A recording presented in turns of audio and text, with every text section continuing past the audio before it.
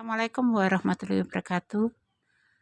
Ketemu lagi dengan channel Wulan Seminar, suka tani tetapi tidak tani, tetap menanam dan suka tanaman. Untuk menjawab sahabat dan rekan-rekan semua yang ingin saya menanam secara detailnya bagaimana menanam kuping gajah ini, makanya hari ini saya sempat membuat video untuk sahabat dan rekan-rekan semuanya, detailnya menanam kuping gajah. Tidak lupa mengingatkan kembali, patuhi protokol kesehatan, memakai masker, cuci tangan, dan jauhi kerumunan, agar kita tetap sehat dan kita tetap beraktivitas dengan baik.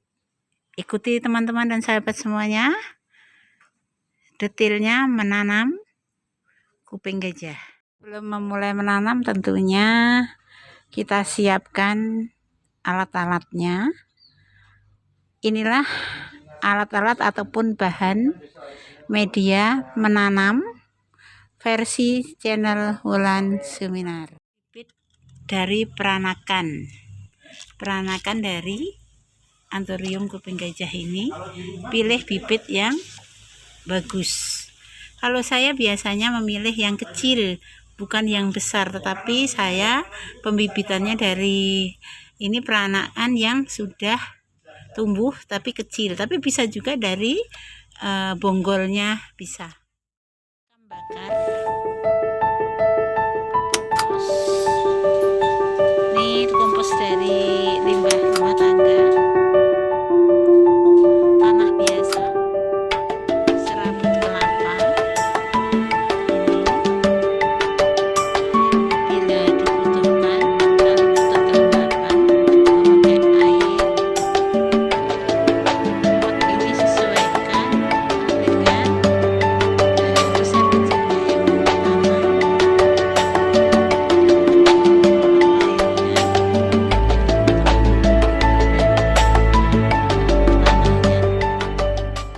Sahabat dan rekan-rekan semuanya, sebelum detail tahapan menanam, saya mau menyampaikan sedikit kenapa saya memakai bahan-bahan media tanam untuk kuping gajah ini, seperti sekam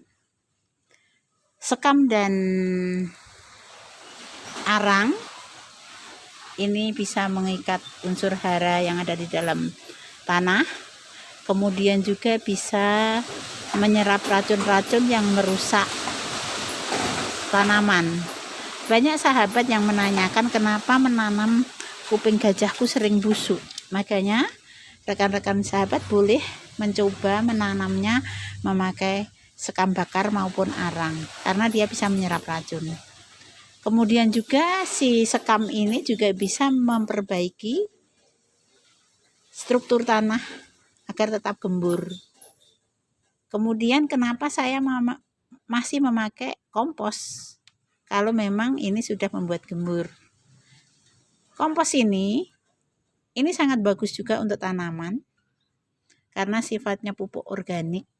Ini kebetulan buatan sendiri, jadi strukturnya sangat beda sekali dengan tanah ya rekan-rekan.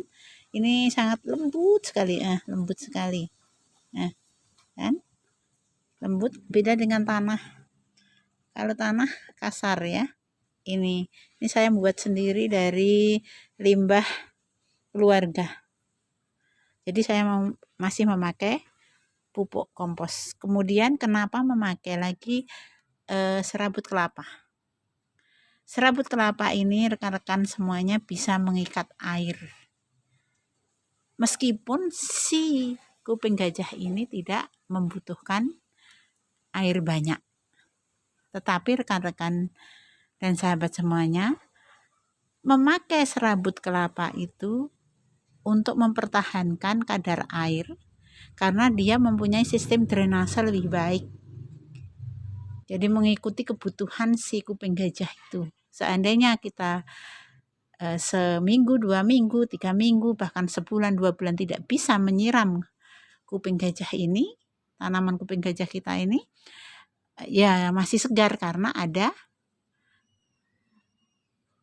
serabut kelapanya.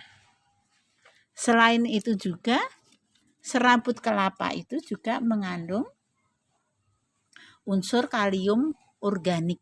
Jadi serabut kelapa ini sangat bagus untuk tanaman.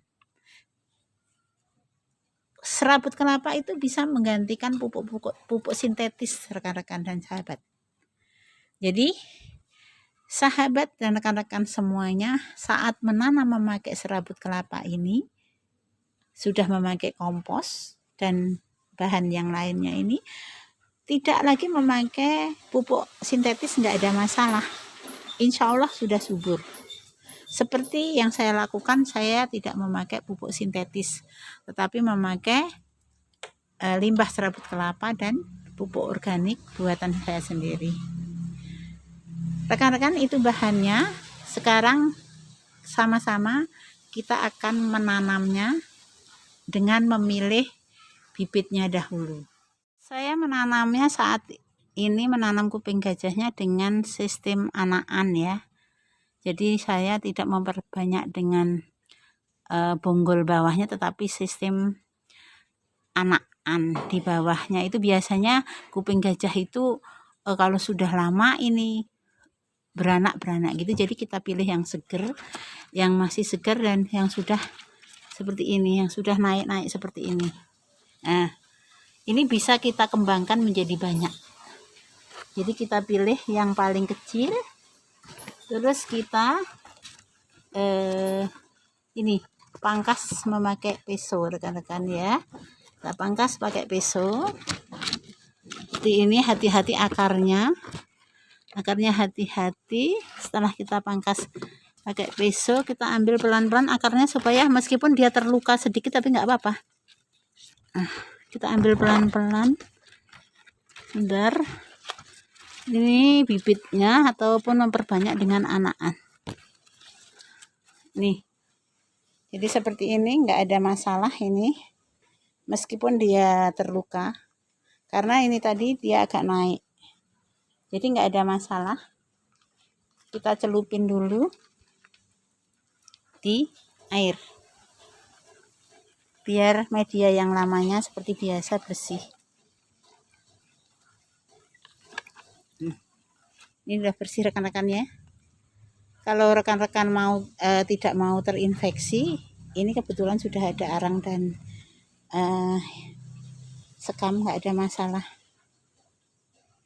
Ini ini bibitnya yang kita ambil. Rekan-rekan dan sahabat semuanya, kita lanjut menanam ya dengan tahapan yang detailnya. Ini potnya tadi kita sesuaikan dengan batangnya. Kemudian biasanya rekan-rekan, saya bahan-bahannya sudah saya lembabkan dulu, sehingga di saat saya menanam kuping gajah ini, saya tidak pernah menyiram lagi sesudah saya menanam. Kemudian ini sudah saya campur tadi antara pupuk, sekam, dan tanah, sudah saya campur 1:1. Maaf rekan-rekan, di sini anginnya kenceng banget ya, anginnya kenceng banget, baru musim badai di sini ya. Jadi ini sudah saya campur 1:1 tadi.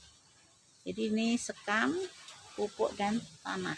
Sudah saya lembabkan semua, sehingga saya tidak lagi menyiramnya lagi. Kemudian kita susun dulu.